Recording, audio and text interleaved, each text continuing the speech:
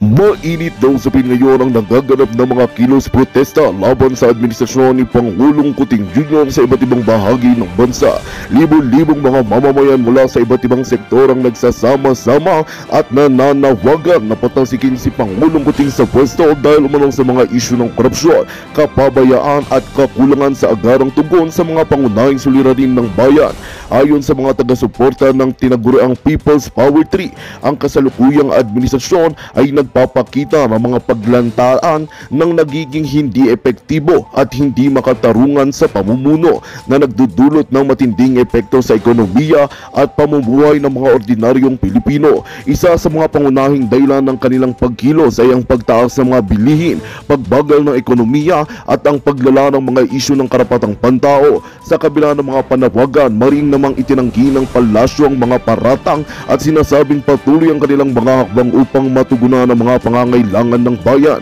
Sa kabila ng mga pahayag ng administrasyon, mukhang hindi mapipigilan ang lumalaking bilang ng mga taong nakikiisa sa panawagan ng pagbabago. Pinangangambahan ng ilang eksperto na kung magpapatuloy ang tensyon sa mga darating na linggo, maaaring masaksihan muli ng bansa ang panibagong uri ng people power na maaaring magdulot ng pagbabago sa kasalukuyang pamahalaan. Patuloy naming tututukan ang mga karagdagang ito at mag-uulat sa inyo ng mga pinakabagong balita ang hinggil sa isyong ito.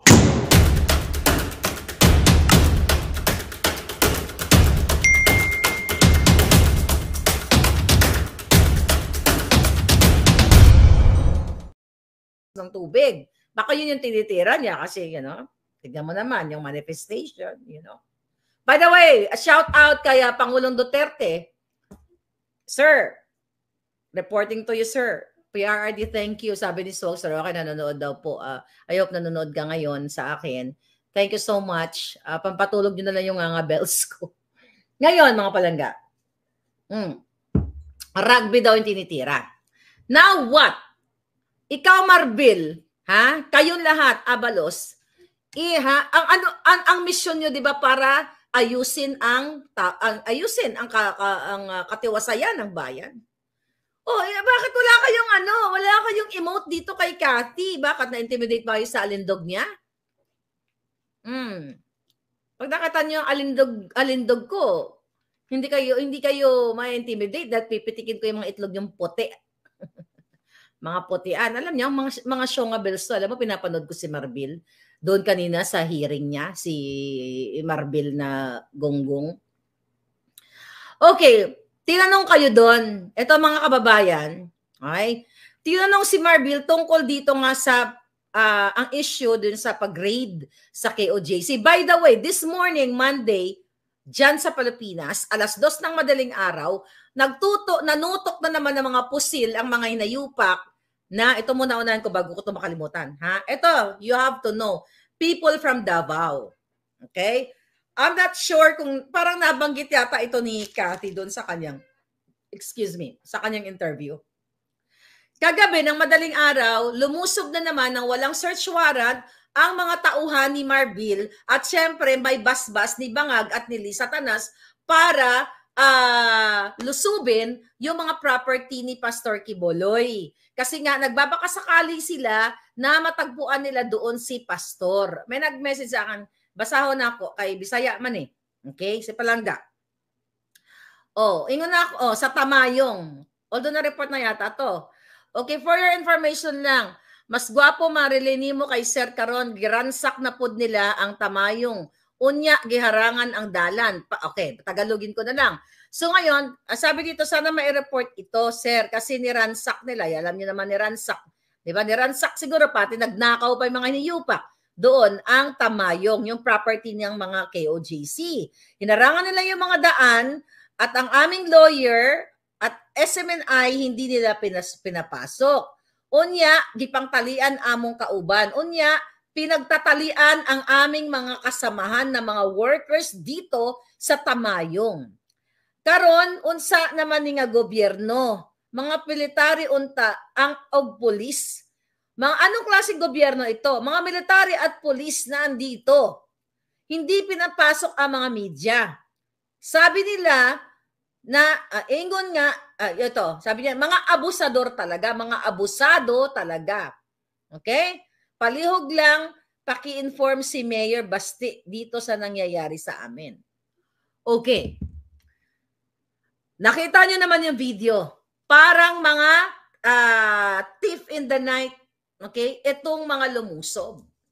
So, posible, at walang mga badge ba tawag doon? Walang mga nameplate, okay? Walang mga nameplate, walang pagkakakalanlan kasi nakakubli sila. Ayon kay Kathy, posible, dahil naikwento sa kanya ni TBF or Tony Boy Florendo, slang pangitad,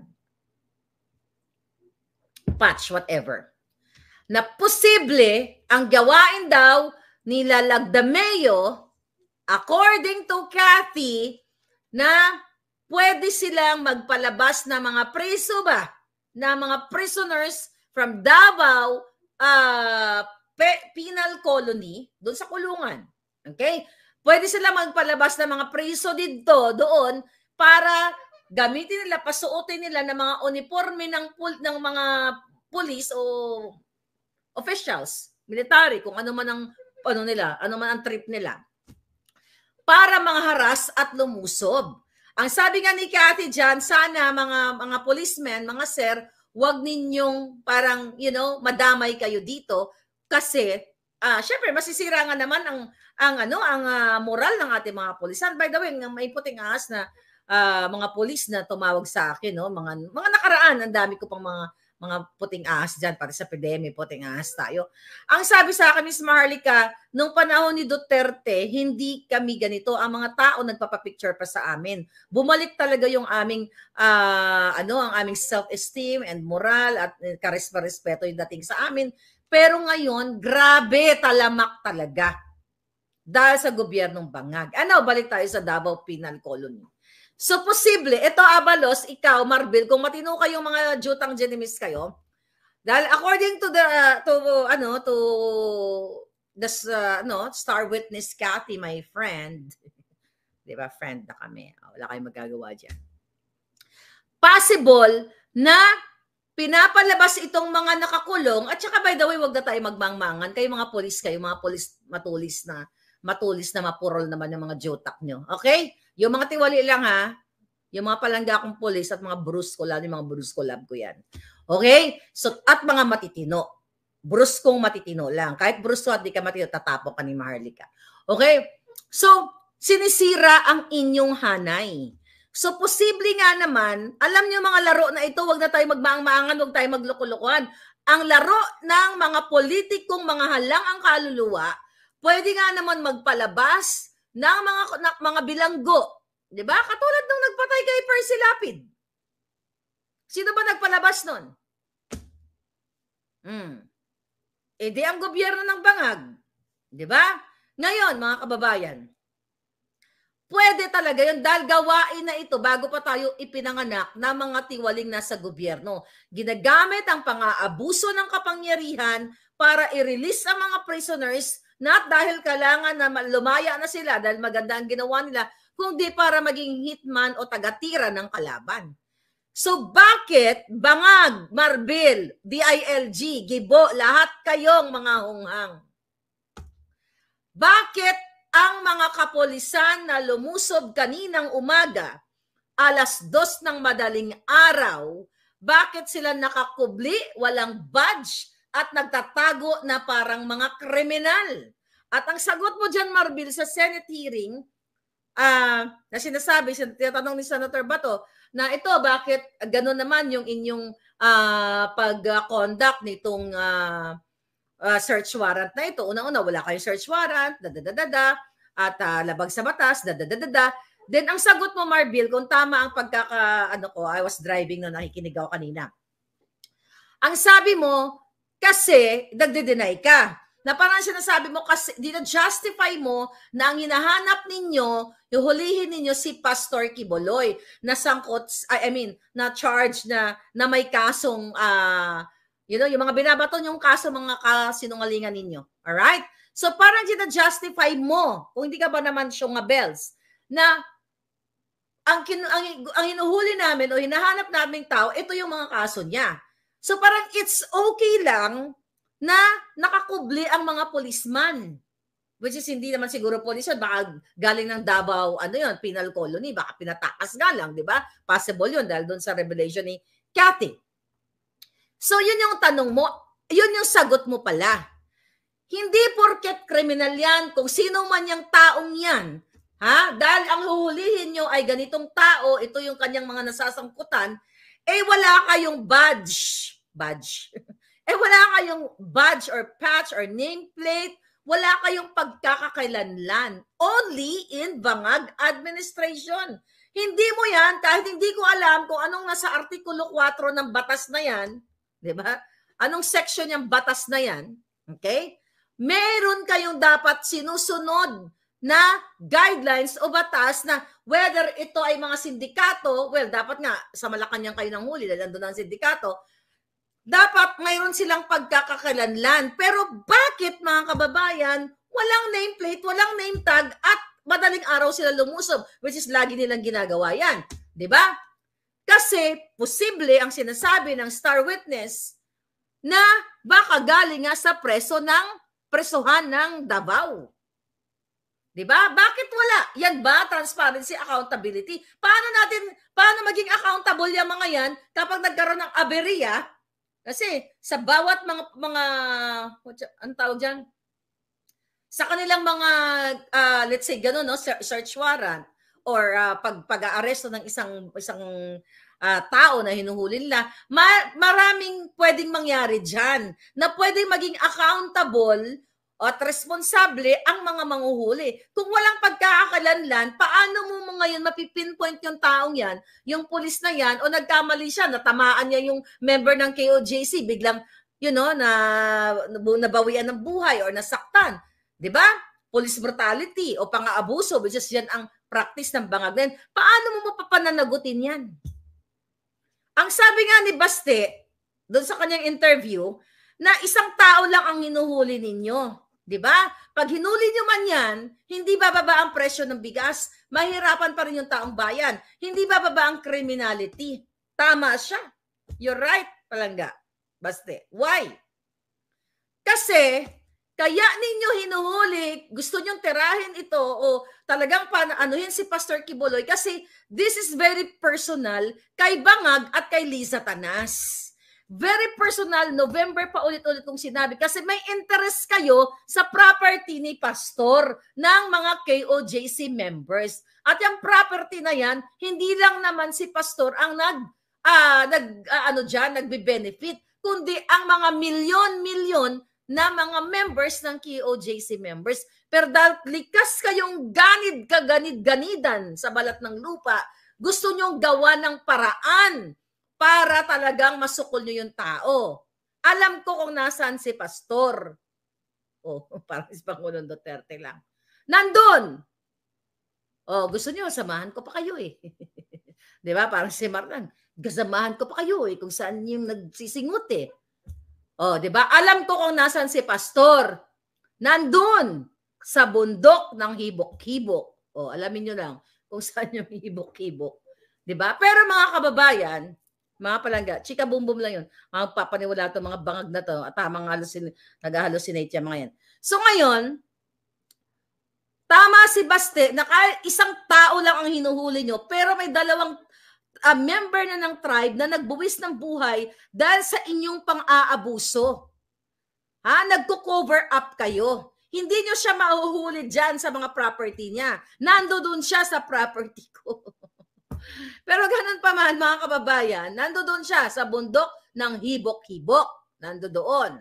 Kayong mga ngagva, ang asikasuhin nyo, i-debunk nyo si Cathy Binag na inabutan siya ni Liza inalok siya ng pulburon. At maraming beses niyang nakita ang pagsisinghot ng mga kaklase ni Marcos Jr., ang mga Voltes 5, ang miyembro ng Voltes 5. Ang ibig sabihin nun, Voltes Bangag. Sige nga, bakit hindi nyo unahin? Ano ba yan? Sige, fine. Ang kaso ni Pastor Quiboloy, tama nga, sabi ni Baste, isang tao lang siya. Ano ba ang importante? Yang si Pastor Quiboloy o yung mga pulboronic na namamayagpag na nagluluto ng pulburon diyan sa Alabang na pinababayaan lang ni Bangag at ni Lisa dahil sila ay kasabwat.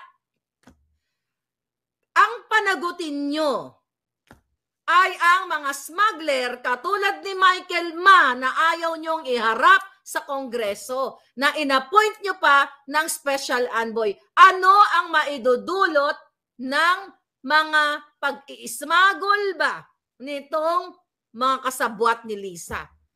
Apektado ang more or less 120 million Filipinos. Yung ano bang si Pastor Quiboloy, ano ba ang ginawa niya? Naapektuhan ba? Which is mga bintang nyo, naapektuhan ba ang pangkabuhayan ng taong bayan? Naapektuhan ang pangkabuhayan ng mga magsasaka, ng mga OFW, lahat kayo, name it, lahat ng Pilipino, dahil meron tayong isang bangag na presidente na napatunayan natin based dun sa sa testimonya ni Cathy na may pagkakataon, very candid siya. She's very candid na may pagkakataon doon sa kanilang sesyon na hindi na namamalayan ng mga bangag yung powder. Sabi niya nga, parang pulbos talaga. Well, powder, dito sa kanyang baba, dito sa area na ito. Di ba? Na hindi nila namamalayan. Minsan tumutulong ang sipon, ang dugo, dahil they are what? High on pulveron. At napatunayan sa araw ng kagitingan o araw ng kabangagan, in widescreen, the whole world, nakita ninyo kung syunga pa rin kayo, magpatingin na kayo sa doktor. Kung hindi nyo nakita yung may puti dito si Kuting Jr., ano yon? Tawas galing sa kilikili niya, na ganon siya, tapos na ganon siya? Tawas yon, gumanon siya. Gumanon siya, gaganon, tapos naganon-ganon siya. Hindi, juang siya. Imagine mo kung nagtatawa siya, gaganon-ganon siya, tapos gaganon-ganon, may saltik pa rin, di ba? Malamang, yung pulbos na yon, galing yun, bago siya humarap doon sa mga magigiting na sundalo, naka-rest-rest siya doon sa kwarto niya, kung saan man yon sa area na yon, tumira siya ng ganyan-ganyan. Ay, paano ba tumira yun? Diba? Nag-snort-snort siya, tumira siya ng bonggang-bongga, hindi niya namalayan, based dito sa testimonya ni Cathy Binag. Tapos inabutan siya ng panyo, nandyan naman yan, nakaharang na yan, andyan kay Jojo Connect, nag-post siya ng bonggang-bongga, at lahat halos yan, andyan sa TikTok, sa lahat. Diba? Inabutan siya ng kanyang PSG. Oh, sir, punasan mo, bangag ka. Na ganon-ganon siya. Ano ang nandoon? Ano yung powder na yon? At yun ay pinatunayan kahit sa korte, sabi nga ni Spogsari, napakatibay nung testimonya ng isang nakasaksi sa korte. So ano ang nandito? Bangag, ano yon? Tawas? Ginsubong-subong, may mo kilikili, ganyan-ganyan. Ay, may tawas ako, gaganon-ganon ko yung kilikili ko. Kung gagawin mo man yan, na naglagay ka ng tawas sa iroy mo, ganon-ganon mo, tapos ganyan-ganyan ka, may saltik ka talaga. Kasi tawas yun, gaganunin mo. So, definitely, yun ay pulburon na nasa stash box niya at ginanon-ganon niya. Right? Huwag na tayong maglokohan. Ngayon, Senator Bato, babalikan kita eh. No, but seriously, Senator Bato, hindi ako galit sa'yo. I just want you to fight for what is right. Protektahan mo ang taong bayan. Huwag ka maglaro sa mga bangag. Hindi ka mananalo sa taong bayan kung makikipagpatentero ka sa mga bangag. Believe me. Tell the truth. Mag-conduct ka ng investigation. Ipatawag mo. Okay? Patawag mo si Abalos. Ipatawag mo lahat na nagpapa-deepfake na nagsabi na deepfake yung video. Pag dugtong-dugtongin mo, di ba polis ka? Kung ako ang naging polis, lahat kayo kulong sa akin. Di ba? Kahit wala akong karanasang mag-imbestiga, okay? Kayo lahat ipakulong sa sala ng mga inyong kasinungalingan o sa inyong mga krimen. Gawin mo yung tama, Senator Bato. Huwag ka magpapasindak sa isang butod, mudlo, putot, pulboronic. Sayang naman yung pagiging bato mo kung magiging bulak, sabi nga ng mga palangga. Sabi ni Sarah, don't be marshmallow. Why? This is what? Labanan na ito ng kabutihan at kasamaan. Kung meron ka mang pagkakamali sa mga decision making mo, doon sa PIDEA leaks, which is hinayaan mo, na inis ako sa iyo dahil pinakontempt nyo si Morales at hindi mo pinatawag si Lisa Tanas. Now this is your time to shine sa publiko. I'm telling you, people will love you pag ginawa nyo ang tama. At ikaw, Robin Padilla, narinig ka na kanina, ano no, ang pinagsasabi mo, narinig ko lang na parang init-init mo sa vlogger, sa mga vloggers na sinasabi mo na, oh, by the way, nalaman ko dun sa parang hearing ninyo na ikaw ang chairman ng committee on media. O bakit di mo lipulin yung mga media na bayaran na yan?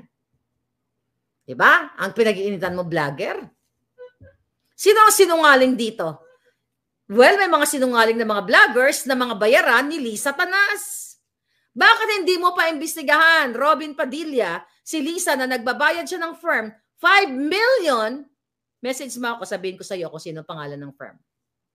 At isurveillance mo, pondo, anuhin mo, gastusan mo. Si Lisa Tanas, yan ay nagbabayad ng firm para mag-comment at puriin siya na sexy siya kahit siya ay butod. 5 milyon kada buwan. May AI na, may firm na, may trolls pa. You talk about vloggers, I don't know kung sinong pinatatamaan mo, pero bakit ang init nyo sa vloggers? Ha? Why?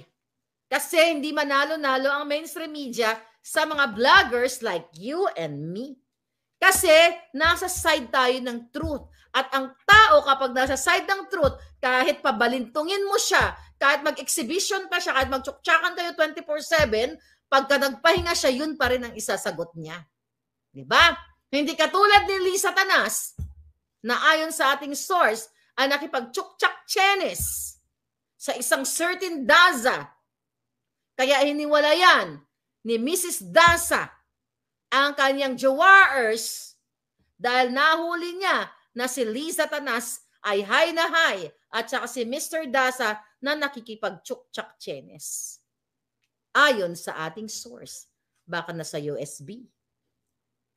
Kaya kung ako sa'yo, ikaw, Senator Bato, gusto mo makita ang laman ng USB, patawag niyo si Cathy. If you are concerned for your country. But if you don't care about your country, then you're not gonna do that, right? Because your interest is for your personal lang or vested interest. Ipatawag mo, Senator Bato. I'm telling you, kinampanya ka noong 2019 na kahit piso wala kaming hiningi. We spend our own money. Lahat naman ng kinampanya ko dito, wala naman akong hiningi sa inyo. Pero ang kapalit lang, you do good for the people. Gawin niyo yung trabaho ninyo. Hindi kayo magpalaki ng itlog dyan. Oh, maliit pala itlog nyo. Diba? Hindi kayo magpapugi-pugi dyan. Alam mo kung andyan ako sa Senate, lahat aawain ko kayong lahat dyan. Kukontempt ko kayong lahat. Diba? Kasi, napakadali lang gawin ang tama kung gusto mong gawin ang tama. Kung gusto nyong gamitin ang pera ng bayan para sa tao, napakaganda ng Pilipinas. Kung hindi kayo nanggigipit sa mga maliliit o sa mga ordinaryong Pilipino, di ba? Hindi magkakaganito ang bayan natin. Wag na kayong mangarap na magkaroon, wag na kayo pala hindi mangarap. Magsabi-sabi, ito si Lisa Tanas nagsabi na nanalo si Yulo. Okay? Anong mga eksena ngayon? O si Lisa Tanas nag-congratulate ang hitad. Okay? Ang botod. Botod. Si Lisa ay botod. Okay, tingnan natin. Ang sabi ng hitad, ganon-ganon pa siya. Watching you win that gold in real time for the second time was incredible. Julul, you've made your country proud. Okay? You've made your country poor, Lisa. Why? Kasi hindi ka nabubusog sa pera ng bayan. Maliban na ikaw ang mastermind ng kidnapping sa Turkey, ikaw ang mastermind ng pulburon, taga-abot ng pulburon ni Kuting, ikaw ang mastermind ng smuggling, ikaw ang mastermind ng bribery, ikaw ang mastermind ng pogo. Kaya you made the Philippines poor than ever. Kaya itigil mo yung proud, sakay-sakay na naman kayo kay Yulo na yan. By the way, may eksena yata yung pamilya nila. Ano ba yan? Diba? O, Yulo, ayunan mo yung nanay mo, wag yung jowa mo. Ang jowa napapalitan, ang nanay hindi. Diba? Parang may eksena, nabasa ko kay Sas. Anyway, Palangga, baby girl, how are you? Okay. Now what, mga kababayan? Okay? Balik tayo dito sa kay Marbil. Okay? Ikaw, Marbil, pinag-uusapan din doon sa hearing na, yun na nga, tinanggalan mo ng security si Inday Sara. Magandang balita ang hatid namin sa inyo ngayong araw. Sa pagtatapos ng aming balitaan, nagbigay kami ng mga mahalagang impormasyon. Maraming salamat sa pagtutok at pagsuporta sa aming programa. Huwag kalimutang manatili sa mga susunod na araw para sa mga bagong balita at mga kwento na dapat nating abangan. Mula sa Boses ng Masa, magandang araw, Pilipinas!